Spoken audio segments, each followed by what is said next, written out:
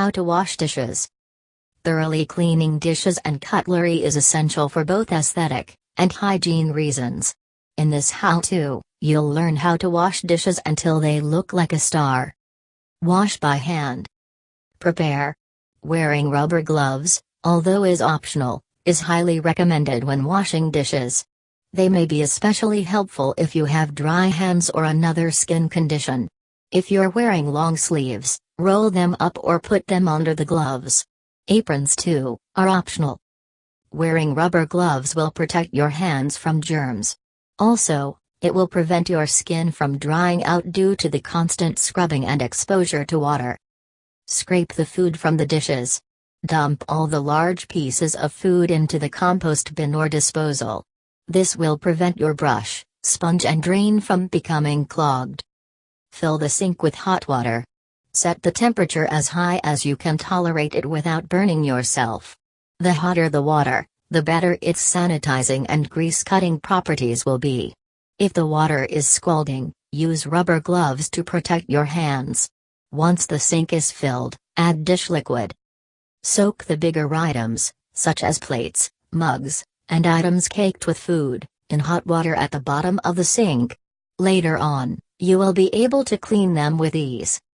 Start with the silverware. Since it goes into the mouth, it needs the cleanest, hottest water possible. Plunge the dirty item underneath the hot water while vigorously scrubbing it.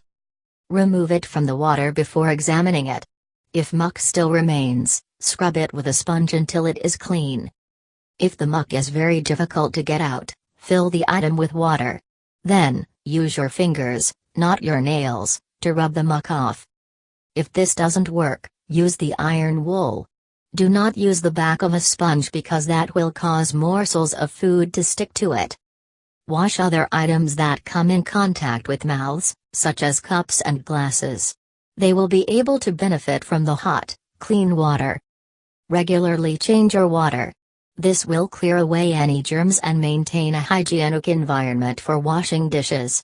Be sure to add more dish liquid every time you refill the sink. Save the pots and pans for last. Since they are larger and may generally contain more residue, let them soak first. If anything was burnt or cooked in pots or casserole dishes, add a little extra soap and water into it before allowing it to soak. Dry your dishes. Lay them out on the rack to drain before drying them with a clean, dry towel. Check your dishes to make sure they are clean. When clean, there should be no visible matter or feel of grease. Run a hand over the dish to ensure that it offers some resistance. If your fingers slide over the item too fluidly and without squeaking, there may be some grease remaining. You might consider re-washing the item. Rinse out your brush, sponge or rag. Allow to dry. It is recommended that you sterilize your equipment every so often by using boiling water or bleach. Likewise, throw it into the laundry or automatic dishwasher. When a sponge or brush starts to smell unpleasant and the smell cannot be removed by rinsing, throw it away. Turn your gloves inside out to dry. Peel them off so they are mostly inside out. Grab by the glove wrist. Blow into neck and choke it off like a balloon. Give it a squish till the fingers pop inside out.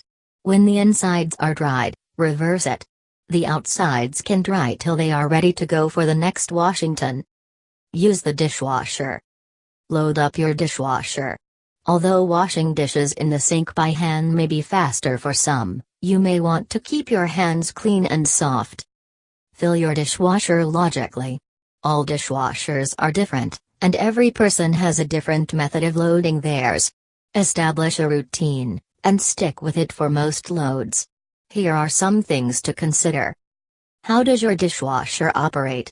Some have one set of arms blasting water up from the bottom, while others have an arm for the lower shelf blasting up, and an arm on the upper shelf blasting down.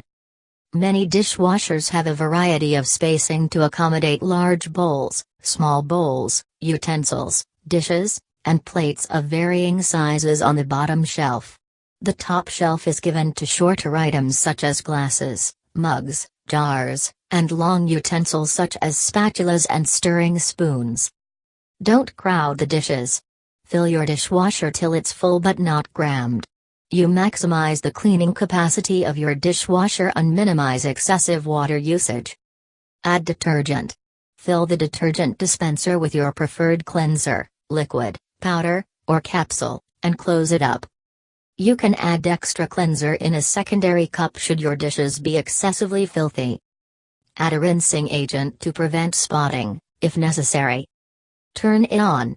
Set the timer as necessary, a shorter time for lightly soiled dishes, or a longer time for heavily soiled pots, pans, and dishes. Dry the dishes. You can use a heated dry, but be careful of plastic dishes or containers, or use air drying. Dishes will still dry relatively quickly, as dishwasher water is usually heated to 140 degrees Fahrenheit, 60 degrees Celsius. Wash cast iron pots and pans. Washing cast iron pots and pans requires a different method. You want to develop what's called a patina, or a coat of oil, on the surface of the pan. Washing the pan with detergent and water will prevent a patina from developing. Fill the pan with enough water to almost fill the pot. Place the pan on a burner, turn the heat to mid-high, and cover. Wait until the water in the pan is boiling. With an iron spatula, scrape the food from the bottom and sides of the pan. Dump the bilged water out and put the pan back on the burner, turn down to low. Quickly wipe off any remaining water on the bottom of the pan with a paper towel, being careful not to burn yourself. Turn off burner. Coat bottom and sides of cast iron pan with a thin coat of oil, preferably an oil spray, and wipe off excess oil with a paper towel.